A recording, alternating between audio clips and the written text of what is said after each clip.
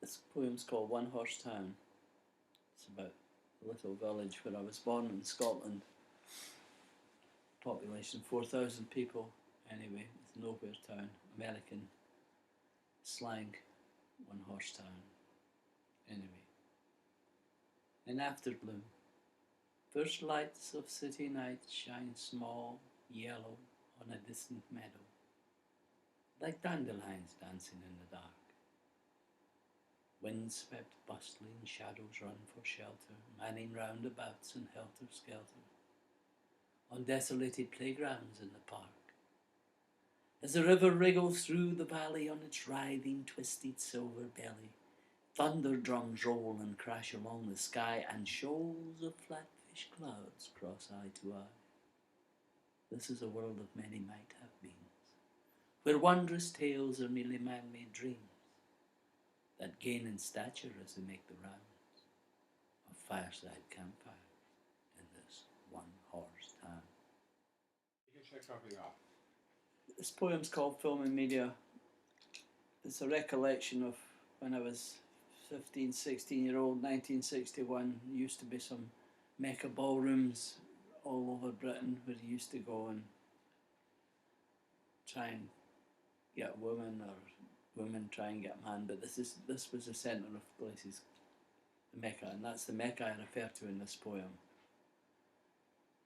Before any fatwas get announced or ordered, it's nothing to do with Mecca, it's Mecca ballrooms. Midnight at Mecca meant long-winded queue, as one night stands dig up a last-ditch plan for getting in touch if ever they can, in cloakroom lines that furtive lovers use. Variations on the birth of the blues, as outside bruised, battered, a bus-cum van feeds a painted girl and a well-oiled man, regurgitated scraps of local news. And they, like ageless heroes off the screen whose time evokes a long-forgotten theme, seem lovers, always lovers just by sight. Then in a rapid edit closing scene, I tumble out of sleep and lose the dream among the monochromic shades of night. Okay. This is called The Undead. It was written as a prologue for Dracula. We were doing a play called Dracula at Stirling University, and I played Renfield in it. And the girl who was printing the programmes came to me on the day they were being printed and says, "Can we get something original to put in the back of the programme, a piece of poetry?" And I said, "Yeah." I says, "Well, how long have we got?" She says, 2 hours. We'll go to print in 2 hours.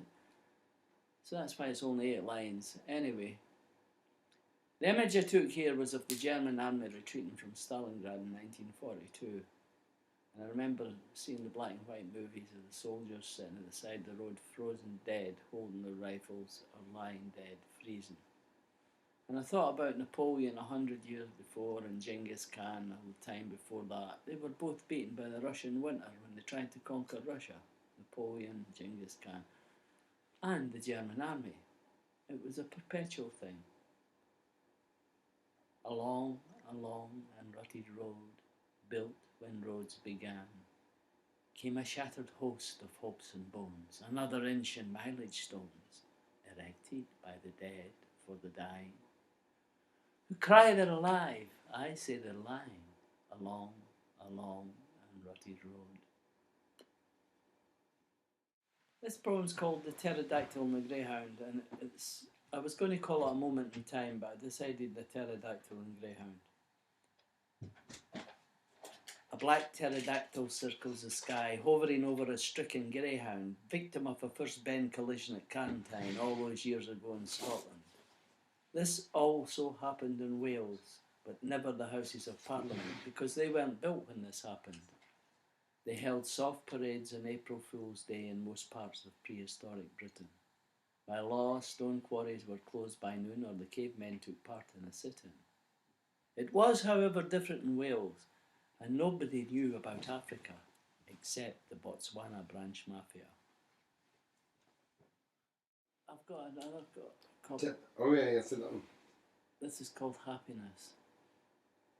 I wrote this in 20 minutes. It was written, a teacher in a class I was in asked, wrote up on the blackboard the word happiness. She said, I want you to write in 20 minutes something about happiness. So this was my 20 minutes worth. Alarm clocks that never ring wake dumbstruck nightingales in spring. Outstanding checks the postman brings, or slain Bobby Fischer's king. These and other simple things mean happiness to me.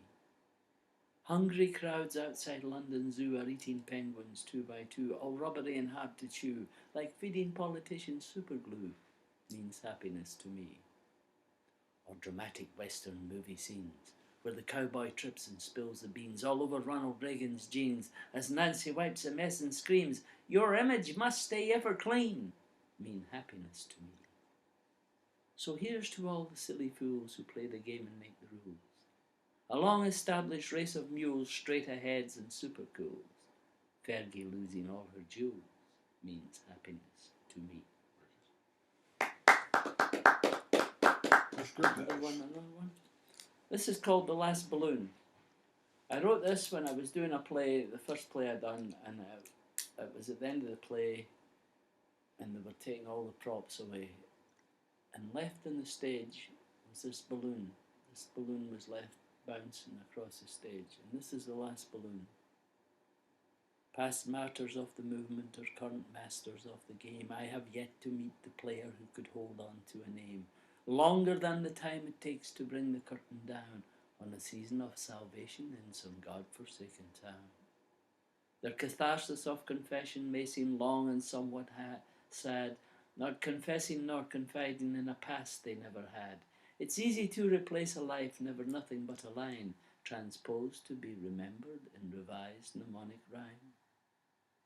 Soon the promise of the evening fades to darkest eyes of night, and joins applause and thundered exit in a flippant fantasy of flight, leaving only scattered programs under tilted barn stalls, and the sombre line of broken busts that adorn all foyer walls. Advancing now in casual haste, the killers of the dream, an army hell-bent on hands and knees to sweep the circle clean. Victory will be theirs before the setting of the moon, when vanquished props are rounded up down to the last balloon.